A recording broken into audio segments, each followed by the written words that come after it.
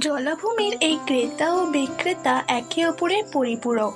জলাভূমিতে অনেক জীবিকা থাকা সত্ত্বেও বেশিরভাগ পরিবার এই জীবিকার উপর নির্ভরশীল থাকে, যেমন মাছ চাষ, সবজি চাষ, হস্তশিল্প ইত্যাদি। দিদি, আপনার নাম কি? সুন্দরী মণ্ডল, কোথায় থাকেন? উত্তর বামনঘাটা। আচ্ছা, আপনি এই যে আসন বোনা, চাটাই বোনা, কাঁথা সেলাই, এগুলো কি আপনার বংশ পরম্পরায় হয়ে আসছে? আমার মার থেকে শেখা, কাকিমা, জেঠিমা, তারপর পিসিমা, ওদেরও দেখতাম, পাড়ায় আরও অনেকে করতো, সেগুলোও দেখে দেখেই শেখা। আচ্ছা, এটার প্রচলন কি আপনার আশেপাশে এখন কতটা আছে? অনেকেই করে, অনেকেই আবার বন্ধ করে দিয়েছে, কেউ সাহায্য করছে না, হয়তো বিক্রি হচ্ছে না, কেউ নিচ্ছে। এটার ব্যবহার ভবিষ্যতে কতটা বাড়তে পারে আপনার কি মনে হয়?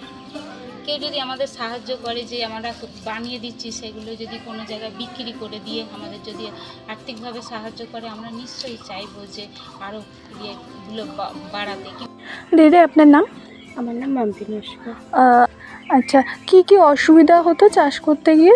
অসুবিধা বলতে এমনি হাতের জিনিসটা কষ্ট বেশি হতো, যেগুলো ধরো ধান কাটা থেকে শুরু করে জমি বীজ রোয়া থেকে শুরু করে সেগুলো কষ্ট তো হতো। তো এখন বর্তমানে কি সুবিধা হচ্ছে, মানে এখানে এসে চাষ করতে, মানে এখন কি কি চাষ করছো?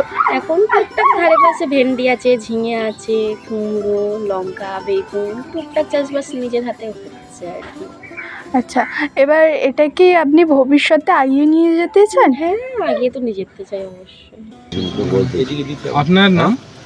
আসলে এই একটু নষ্ট হয়ে গেল, আসলে এই আপনি মোটামুটি মাছ চাষের সম্পর্কে আগে এখানে মাছ চাষে কিরকম কি অসুবিধা হতো? আগে মাছ চাষে আমাদের এখানে মাছ হতো ময়লায়, আর কিরকম কি লাভ হতো আগে? লাভ ভালো হতো। আগে ভাই 10 টাকা মাছ ফেললে 100 টাকা বিক্রি হতো। আচ্ছা, আর এখন মাছ চাষে কি কি সুবিধা হচ্ছে? আর এখন খরচে খেয়ে যাচ্ছে, জানো তো। এখন মৌয়ার দাম বেশি, ফুসের খলির দাম বেশি। এখন মাছ চাষ কি সুবিধা ভালো হচ্ছে নাকি? সুবিধে ভালো নয়, ওইসব ফল ওষুধপালা মারতে হয়। এখন মাছ চাষে কিরকম কি অসুবিধা হচ্ছে? এখন সেই মতন খোরাক নেই। কলকাতায় খাটাল ছিল, বুঝলে, কলকাতায় সব খাটাল ছিল, সব ওই খালে ধুয়ে ফেলে দিত।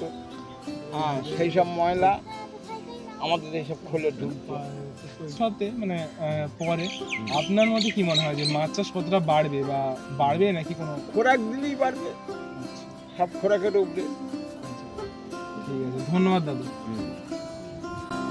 সবশেষে সবাইকে একটি অনুরোধ করব, জলাভূমির এই অঙ্গগুলিকে বাঁচিয়ে রাখতে, যাতে আমাদের পরের প্রজন্ম এগুলি দেখার সুযোগ পায়।